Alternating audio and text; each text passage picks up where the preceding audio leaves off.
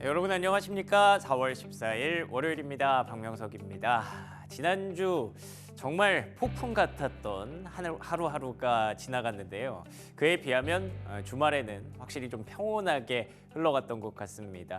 관세와 관련해서 스마트폰 관세 유예라든지 반도체 관세를 월요일에 부과하겠다 이런 내용들이 좀 나오기는 했습니다만 이제 그런 정도로는 별로 크게 타격도 없는 것 같고 그냥 그러려니 하는 그런 마인드가 좀 생긴 것 같아요. 오히려 관세와 관련된 이야기보다 다른 쪽에서 조금씩 좀 근본적인 부분으로 신경 쓰이는 부분들이 계속 생기고 있는데 어떤 내용이 필요한지 이번 주 전략 브리핑 뉴욕과 함께 정리해 보도록 하겠습니다. 자, 지난주 금요일에 마감 상황부터 먼저 보도록 하겠습니다. 일단 전반적으로 폭풍 같았던 그 한 주를 약간 수습하고 마무리하려는 그런 움직임이 나타났습니다. 다우 지수가 1.6% 그리고 나스닥 지수가 2% 상승하면서 마무리가 됐고요. S&P 500 지수 1.8% 상승으로 이 정도면은 그래도 진짜 금요일은 약간은 좀 주말을 맞이하는 그런 좀 발 뻗고 잘 수 있는 그런 환경을 만들어줬다 볼 수가 있겠죠. 테슬라는 약보합이지만 엔비디아가 3% 넘게 상승했습니다. 애플도 4% 강세를 보였는데요. 아시는 것처럼 이제 주말 사이에 스마트폰에 대한 상호관세가 유예가 됐습니다.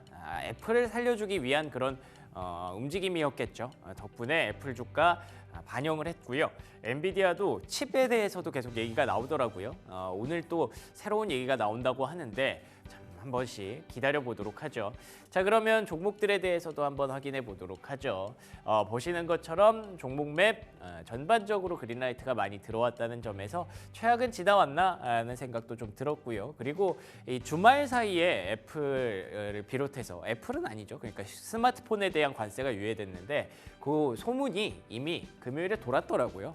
그래서 애플이 먼저 이렇게 상승을 했고 다음 장 넘겨주시면 실제로 상호관세 면제가 주말 사이에 전해지면서 그러면서 애플의 어떤 반등을 충분히 배경을 얘기할 수 있는, 설명할 수 있는 계기가 됐습니다. 그러면은 반대로 상호관세 부과 전까지 애플이 다시 올라와 줘야 되는 건데 어디까지 올라올 수 있을지는 모르겠어요.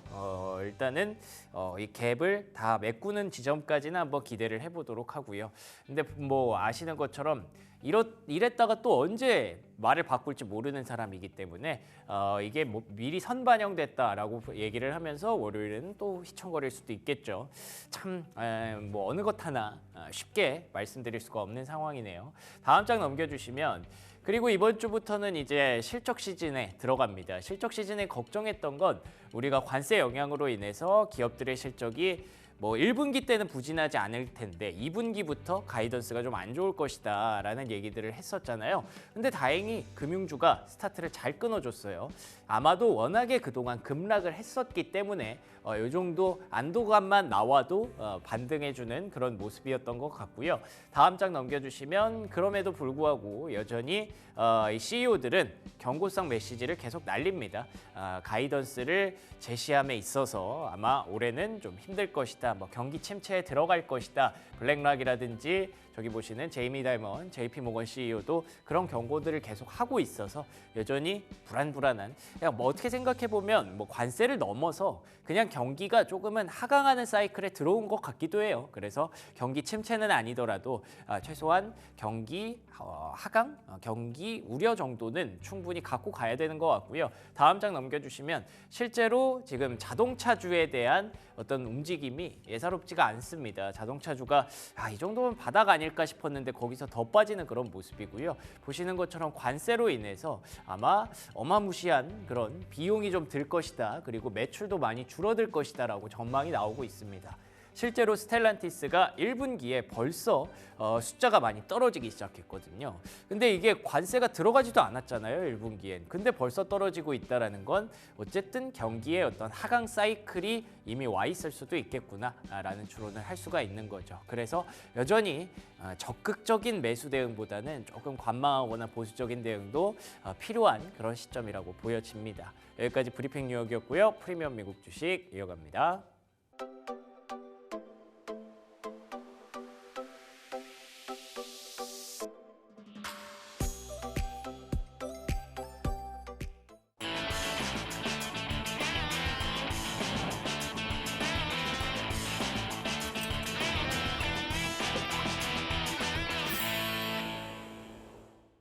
프리미엄 미국 주식 들어왔습니다. 월요일 시간 함께하는 독립리서치 P&J 손창현 팀장 모셨습니다. 안녕하십니까? 네, 안녕하십니까? 네, 반갑습니다. 자, 지난주 뭐 진짜 말 그대로 폭풍 같았던 변동성의 한 주를 우리가 지나왔습니다. 금요일에는 그래도 이런 것들을 조금 수습하고 들어가려는 듯한 반등이 있었는데 지난주 금요일 마감 상황 어떻게 보셨나요? 일단 90일간 유예를 했다는 게 다행이었다라고 좀 보고 있고요. 그리고 어떻게 보면 이게 2차 세계 대전 이후에 큰 폭으로 그러니까 7일간 20% 넘게 하락을 했는데 이걸 또 되돌리는 게 역사적으로 2차 세계 대전 이후 세 번째로 큰 상승을 보였다라고 했잖아요. 그만큼 시장의 변동성이 엄청 컸다라고 보고 있고, 제가 봤을 때는 시총 상위 종목들이 단기적으로 얼마만큼 반등을 하는지가 중요할 것 같지만 추가적인 하방 경직은 만들었다라고 볼 수 있을 것 같고, 그리고 미국의 의중이 명확해졌다라고 좀 보고 있습니다. 중국에 타켓을 두고 있구나라고 보고 있어서 일단 중국의 보복 관세로 인해서 계속 만만치는 않을 것 같지만 그래도 시장은 어느 정도 하방 경직은 만들었기 때문에 일단 종목별로 차별화되는 현상을 좀 이어질 가능성이 높다라고 볼 수 있을 것 같고, 그리고 제가 봤을 때는 추가 상승이 아주 강하게 나오지는 않을 것 같습니다. 그런 점에서 좀 아직까지는 좀 보수적인 의견으로 좀 대응을 해보셔야 될 필요가 있지 않을까. 그렇지만 90일간 유예를 좀 두었기 때문에 시간적으로는 좀 벌어놨다라고 봐야 될 것 같습니다. 그렇군요. 워낙에 좀 변동성이 큰 그런 시장이기도 하고 그 변동성이 큰 시장을 만든 게 사실 어떤 펀더멘털 이슈가 아니라 한 사람의 그 정책으로 인해서 이렇게 된 거기 때문에 그 사람을 예측하기가 불가능하다라고 생각을 한다면 V자 반등을 기대하기는 또 어려울 수도 있다라는 부분이죠. 근데 또 역으로 보면 이 사람 말 한 번만 바꾸면 되는 거라서 시장을 지금 떠날 수는 없는 그런 상황, 계속 좀 지켜봐야 되는 그런 상황으로 보여지고요. 아시는 것처럼 말씀하신 것처럼 계속 이게 그 말이 자꾸 바뀌잖아요. 이런 상황에서 우리가 좀 어떤 자세가 필요할지 좀 궁금합니다. 여러 가지를 좀 살펴봐야 되겠지만 일단 품목적으로 관세를 부과를 한다라고 얘기를 했잖아요. 그래서 반도체와 스마트폰과 그리고 또 아시다시피 그 관련된 부분은 14일에 발표를 한다라고 트럼프 대통령이 말을 했습니다. 근데 웃긴 건 뭐냐면 이 스마트폰과 노트북과 하드디스크 이쪽이 중국 쪽에서 미국으로 수출하는 비중이 상당히 높은 그런 품목이라는 거죠. 그렇기 때문에 미국도 결국에는 이런 이 자체적인 자국의 사업들을 좀 살리기 위해서 어떻게 보면 이 유예를 좀 하고 있지만 중국 쪽에서도 수출을 많이 하고 있기 때문에 상당히 좀 어떻게 될지는 좀 더 봐야 되지 않을까라고 봐야 될 것 같고요. 하지만 분명한 건 그겁니다. 이제 품목에 대한 관세 부과를 일단 대체를 할 수 있다라고 좀 보고 있어서 그나마 좀 기대를 하고 있는 거는 145%보다는 좀 낮을 가능성이 크겠구나라고 좀 볼 수 있을 것 같아서 일단 이 중국에 대한 지금 이제 조율이 잘 이루어져서 이런 얘기를 한 건지 아니면 조금 더 강하게 부과를 하려고 하는 건지 좀 의중을 좀 살펴봐야 될 필요가 있지 않을까 봐야 될 것 같습니다. 그러니까 이제 앞으로는 품목별 관세가 중요하다라고 보고 계시는 것 같고요. 이 품목별 관세가 계속 지금 발표가 되고 있습니다. 주말 사이에 스마트폰에 대해서 유예가 좀 발표가 됐었고 반도체에 대해서는 그럼 어떡할 것이냐라는 질문이 들어갔는데 그 질문에 대해서는 월요일에 중요한 사항을 공개하겠다라고 또 예고제를 했거든요. 그렇기 때문에 계속 우리가 그의 입과 그리고 그 트위터 이런 것들을 계속 봐야 될 수밖에 없는 상황이고요. 그게 명확해질지는 모르겠어요. 계속 오락가락 할 것 같은데 그때그때 종목별로 계속 차별화가 좀 나타날 수 있으니까 이걸 또 어떻게 전략을 어떻게 설정드려야 될지 좀 걱정이 되네요. 그나저나 이렇게 계속 행보를 보면서 중국 입장에서 계속 자기 우방들을 챙기려고 하는 그런 모습들이 있더라고요. 특히나 전통적인 우방뿐만 아니라 최근에는 유럽이랑 계속 친하게 지내는 그런 모습이고 최근에 그 채권 시장에 대한 변동성도 그런 쪽에서 유발을 했다라는 얘기가 나올 정도로 미국 빼고 나머지가 좀 합심하는 그런 분위기인 것 같아요. 그렇죠. 그래서 이제 관세를 여러 가지 이제 미국이 부과를 하는데 이제 중국이 어떻게 좀 대응을 하는지가 중요할 것 같아요. 그런 부분에서 일단 뭐 시진핑 주석이 14일에서부터 18일까지 동남아 순회를 한다고 합니다. 그런 점에서 지금 이제 동남아도 중국에 대체를 하고 있는 나라들이 어떻게 보면 많잖아요. 그렇기 때문에 미국이 관세를 좀 부과했다라고 좀 보고 있고, 그래서 베트남도 46%, 캄보디아도 49%, 말레이시아도 24% 관세를 부과를 받았습니다. 그러면 중국 눈에 이제 대체를 하는 나라들도 같이 부과를 하겠다는 거기 때문에 일단 미국 입장에서는 대체국에 대한 관세도 부과를 했다라고 좀 보고 있고, 중국이 그런 입장에서 이제 다른 우방들을 좀 만들려고 하는 것 같아요. 그런 점에서 유럽에서도 최근에 좀 각광을 좀 잘 유대 관계를 가지려고 좀 준비를 하고 있는 것 같고, 그리고 이제 결국에는 중국이 보복 관세를 하긴 했지만 다른 나라들이 보복 관세로 따라가는지가 중요할 것 같거든요. 그러면 만약에 따라간다라고 하면 글로벌 증시 자체가 조금 더 힘들어질 가능성이 높다라고 보고 있고, 다만 이제 미국이 상당히 좀 우려하고 있는 부분은 중국이 미국에 대한 국채를 상당히 많이 가지고 있잖아요. 예, 그렇죠. 근데 최근에 국채를 계속 매도를 하고 있는 상황이기 때문에 이게 이제 금리가 높아진다라는 것 자체는 뭐 주식시장이 좋거나 경기가 좋아야지 금리가 올라가야 되는데, 그렇죠. 반대로 인위적으로 이제 금리가 올라가 버리고 있기 때문에 이게 상대적으로 이제 역효과가 될 가능성이 높지 않겠느냐라고 보고 있어서 시장은 좀 우려스러운 부분들이 있다라고 좀 봐야 될 것 같습니다. 근데 그거를 또 가만히 생각을 해보면 이렇게 역효과가 나는 걸 보면서 미국 정부도 대응을 할 테잖아요. 네. 그래서 그 90일간의 관세 유예가 나왔다는 얘기도 거의 뭐 지배적으로 힘을 얻고 있고요. 그럼 오히려 금리가 올라가면 트럼프 마음이 바뀔 수도 있어서 좋게 생각할 수는 없을까요? 뭐 그렇죠. 그래서 좋게 생각을 할 수 있을 것 같아서, 그래서 제가 봤을 때는 금리가 높아지면 높아질수록 결국에는 주식시장으로 좀 좋은 방향이 올 수 있지 않겠느냐라고 보고 있어서 트럼프 대통령은 좀 거기에 집중을 하고 있는 것 같은데요. 제가 봤을 때는 뭐 뒤에서 또 설명을 해드리겠지만 뭐 물가라든지 소비가 이제 따라와 줘야 되는 그런 부분들이 있거든요. 근데 결국에는 인플레이션으로 계속 물가는 올라가고 있고 소비도 거기에 뒤따라지지 못하고 있기 때문에 뭐 과연 이제 금리가 올라간다라고 해서 이 좋아질 수 있냐라는 거는 좀 의문을 좀 가지셔야 될 필요가 있지 않을까 생각을 해봐야 될 것 같습니다. 예, 결국에 뭐 트럼프 대통령이 뭐 관세 정책을 좀 엎으면 다시 떨어질 수는 있겠지만, 근데 그래도 결국에 금리라는 건 경기와 물가와 관련된 함수기 때문에 이런 부분들이 연준을 마음을 바꾸지 않는다면 금리는 계속 높은 지점에 있을 가능성도 있겠군요. 그래서 그 경제 지표, 지난주 금요일에 발표된 경제 지표가 좀 더 중요해 보이는데, 뭐 다행히 물가는 좀 빠지고 있는데 그 소비 심리라든지 뭐 기대 인플레이션 이런 게 계속 문제더라고요.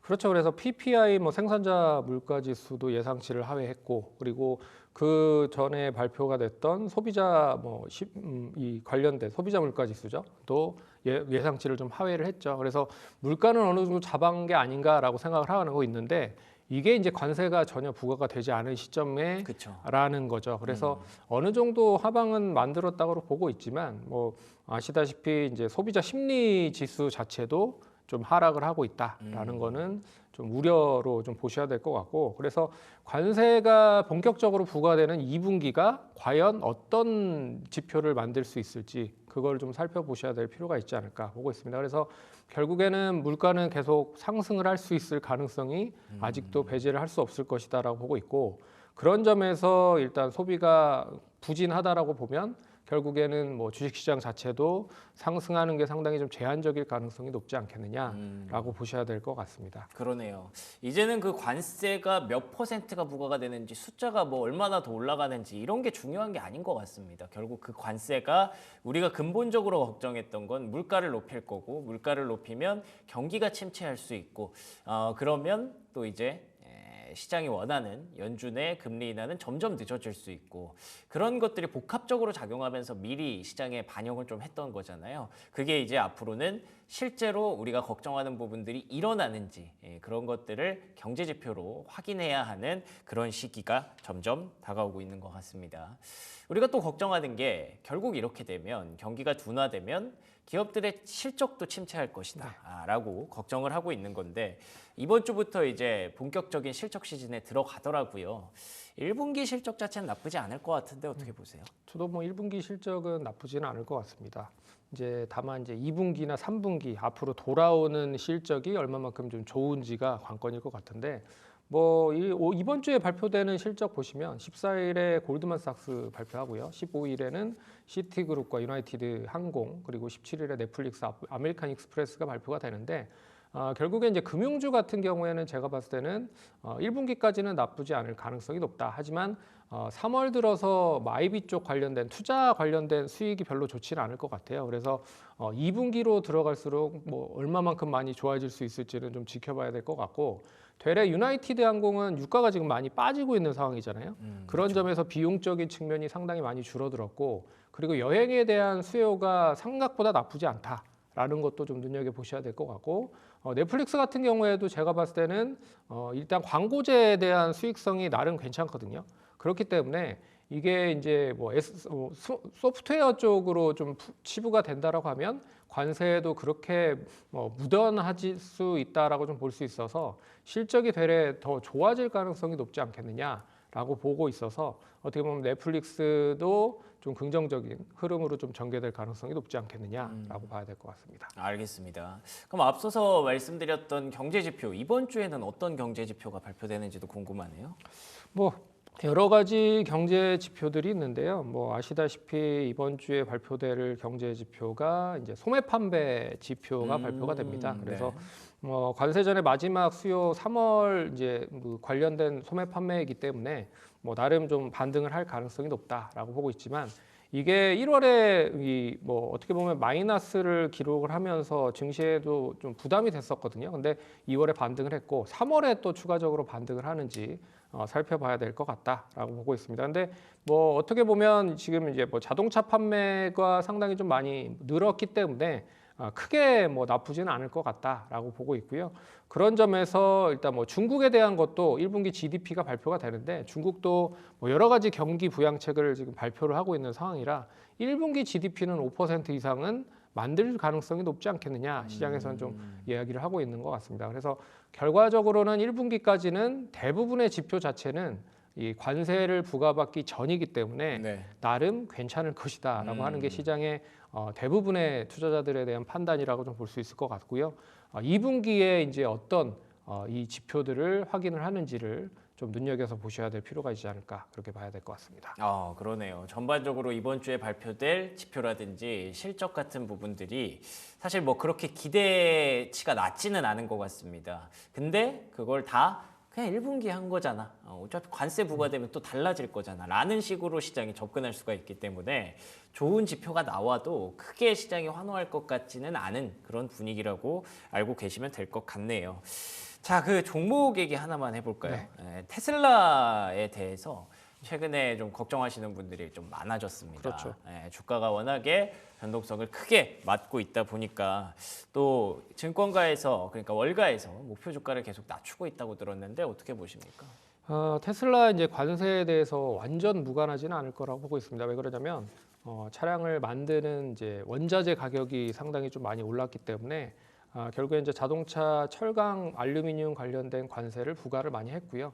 어떻게 보면 이걸 일원화를 했었던 기업 자체가 상당히 좀 수혜가 될 수 있을 거라 보고 있어서 이 뭐 일원화를 하고 있는 기업들은 뭐 우리나라의 현대차를 비롯한 뭐 여러 가지 기업들이 있지만 테슬라는 아직까지 이걸 다 일원화를 하지 못했기 때문에 상당히 뭐 여러 가지 뭐 그 관련된 철강에 대한 관세 부과가 될 가능성이 높다라고 보면 부담이 되는 게 사실이고 그리고 이제 판매 예정 국가에서 결국에 생산을 하기 때문에 많은 부품을 결국에는 수요를 받아서 일단 조립을 하는 경향이 많아요. 그런 점에서 그것도 관세에 뭐 부담이 될 가능성이 높다라고 볼 수가 있지만 그래도 좀 기대를 해봐야 될 수 있는 부분은 뭐냐면 신제품에 대한 출시가 본격화됐다. 그래서 최근에 아시다시피 이제 신제품 모델 Y, 주니퍼라고 하는 그런 모델이 이제 고가형 모델입니다. 거의 뭐 1억 가까운 자동차이기 때문에 이게 이제 많이 팔리면 팔릴수록 테슬라에 대해서도 매출이 상당히 좀 많이 증가가 될 수 있을 거라고 그럴 보고 수 있고요. 있죠. 그리고 이제 2분기에 출시가 될 수 있을 만한 사이버캡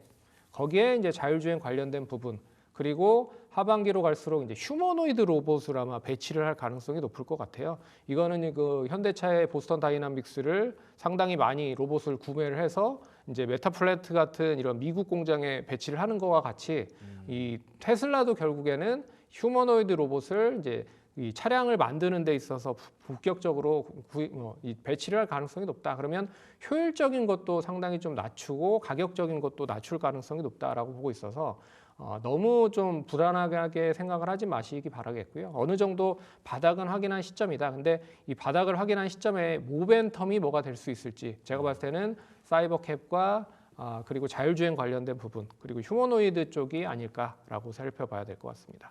알겠습니다. 참 오랜만에 이런 얘기 하는 것 같네요. 그러니까 테슬라가 갖고 있는 모멘텀들이 이 올해 내내 이렇게 준비가 되어 있다. 근데 이런 얘기를 하기도 전에, 그러니까 떠올리기도 전에 관세가 모든 이슈를 다 묻어버렸으니까 지금 우리가 이런 얘기를 못 하고 있는 건데, 그래도 확실히 이런 얘기를 할 수 있다는 것 자체가 약간은 우리가 어떻게 보면 관세 그 충돌에 있어서 가장 걱정하고 두려워했던 최악의 국면은 좀 지난주까지 좀 지나왔으면 좋겠다라는 생각이 듭니다. 자, 그러면 이번 주 시장 전략 간단하게 정리해 볼까요? 지난주까지는 제가 그랬습니다. 이제 쉬는 것도 하나의 투자 전략이다라고 얘기를 해드렸는데 이제는 90일간의 유예가 좀 있고요. 그리고 나라마다의 관세를 일단 뭐 수정을 할 가능성이 높다라고 보고 있어서 분할적으로라도 접근은 가능할 수 있을 것이다라고 보고 있습니다. 그런 점에서 완전하게 뭐 시장에 동떨어지기 있다보다는 분할적으로라도 접근을 해 보시기 바라겠고요. 그리고 일단 뭐 제가 봤을 때는 V자 반등은 나오지는 않을 것 같아요. 하지만 시장이 어느 정도 하방 경직을 만들면서 이제 종목별 장세가 나올 가능성이 높다. 그 이제 시발점이 1분기 실적이 될 가능성이 높다라고 보고 있어서 1분기 실적과 더불어서 앞으로 실적이 좀 좋아질 수 있을 만한 쪽, 그리고 관세에 좀 묻어난 쪽이 어떻게 보면 이 부분을 좀 타개할 수 있는 종목으로 연계가 될 수 있지 않을까 좀 봐야 될 것 같습니다. 좋습니다. 그러니까 뭐 하나네요. 채권 시장에 문제만 좀 없다면, 그렇다면 시장은 이제 분할적인 매수로 조금씩 접근해봐도 되는 긍정적인 시기로 보고 계신 것 같습니다. 지금까지 독립리서치 P&J 손창현 팀장과 얘기 나눠봤습니다. 오늘도 좋은 말씀 고맙습니다.